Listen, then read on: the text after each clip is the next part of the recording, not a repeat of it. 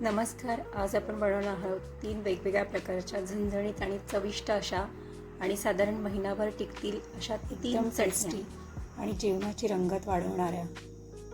त्यामध्ये आपण लसूण खोबऱ्याची चटणी, शेंगदाणा आणि हिरवी मिरचीची चटणी आणि कारळ्याची चटणी. पहिली आपण बनवतोय लसूण खोबऱ्याची चटणी. त्यासाठी आपण घेतलं आहे 1 वाटी साधारण किसलेलं खोबरं, 2 लसणाच्या कांड्या अशा आपण सोलून घेतलेत लसूण, लाल तिखट आणि मीठ. आता ही लोखंडी कढई गरम केली आहे आणि अगदी मंद आचेवर थोडंसंच खोबरं आपल्याला परतून घ्यायचं आहे. खूप भाजायचं नाही आहे, अगदी थोडंसं परतून घ्यायचं आपल्याला, ते पण कमी गॅसवर. खोबरं भाजलं की आता याच्यामध्येच आपण टाकणार आहे लाल तिखट, नंतर मीठ आणि लसूण जरा जास्तच घातला आहे मी, साधारण 1 मूठ लसूण आहे.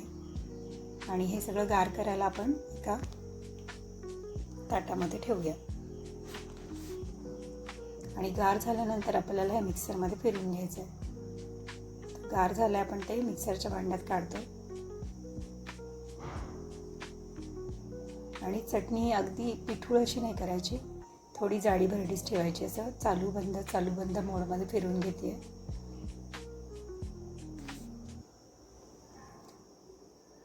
बघा, एकदम ओलसर अशी चटणी तयार झालेली आहे आणि एकदम जाडी भरडी अशी, खूप असं बारीक केलेलं नाही आपण. आता ही प्लेटमध्ये काढून ठेवू.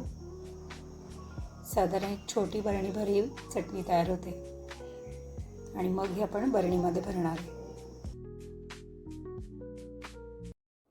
याच्यामध्ये मी घरातलंच लाल तिखट वापरले, पण तरी किती सुंदर कलर आहे. तुम्ही काश्मीरी लाल मिरची पावडर पण वापरू शकता, त्याच्यामुळे अजून छान असा रंग येतो. सुंदर अशी आपली चटणी तयार झाली आहे.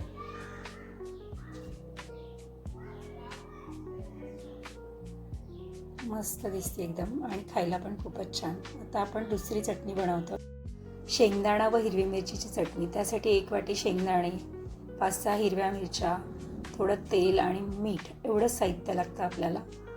ते आपण कढई गरम केली आहे, त्याच्यामध्ये शेंगदाणे भाजून घेणारे, एकदम खमंग खरपूस असे भाजायचे मीडियम गॅसवरती. अजिबात करपू द्यायचे नाही, छान असे खमंग भाजून घ्यायचे.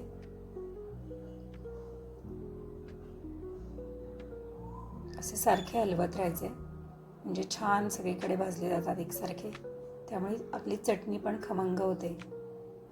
आता हे गार करायला काढून घेऊयात आपण.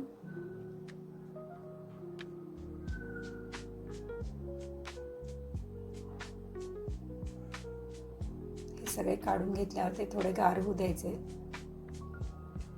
आणि गार झाल्यानंतर मिक्सरच्या भांड्यात मिरच्या, शेंगदाणे सगळे भाजलेले आणि मीठ असं आपल्याला फिरवून घ्यायचं आहे.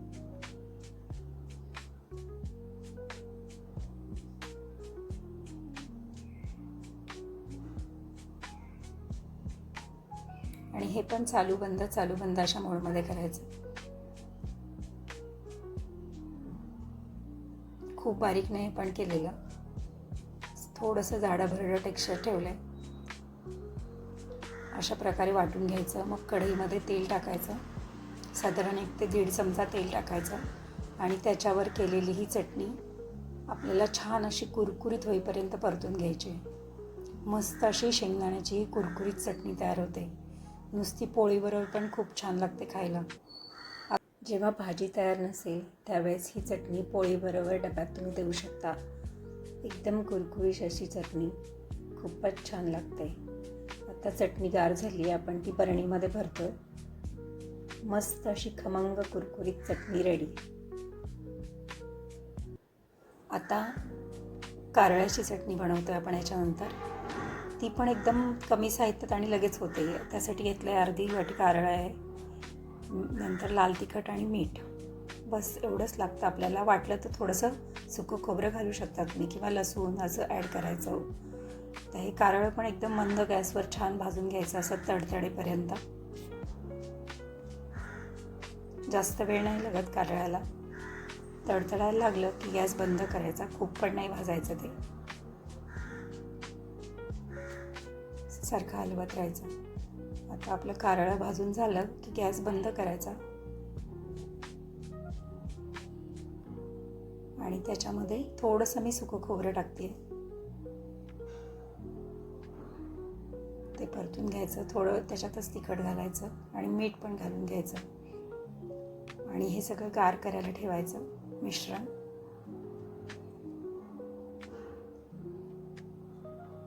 प्लेटमध्ये काढून गार करायला ठेवलंय आणि नंतर ते मिक्सरच्या भांड्यात काढून आपण ते वाटून घेणार आहे. याची चटणी छान अशी होते कारळ्याची. तुम्ही त्याच्यामध्ये जर तेल घातलं आणि ती भाकरीबरोबर खाल्ली तर मस्तच, खूपच छान.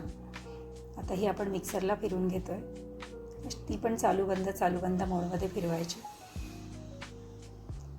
छान अशी कारळ्याची चटणी तयार झाली बघा, एकदम झटकीपट. त्याच्यामध्ये फक्त खाताना थोडंसं तेल घालायचं आपण. मस्त अशी कारळ्याची चटणी तयार झाली आहे. आपण आता ती बरणीमध्ये भरून घेऊया. तीनही आपल्या चटण्या एकदम कमी साहित्यामध्ये पटकन होणाऱ्या अशा आहेत. तुम्ही पण नक्की बनवून ठेवा आणि कुठली यातली चटणी तुम्हाला जास्त आवडली ते मला कमेंटमध्ये नक्की कळवा. आणि अशा छान छान रेसिपीजसाठी माझ्या चॅनलला सबस्क्राईब करा, शेअर करा, लाईक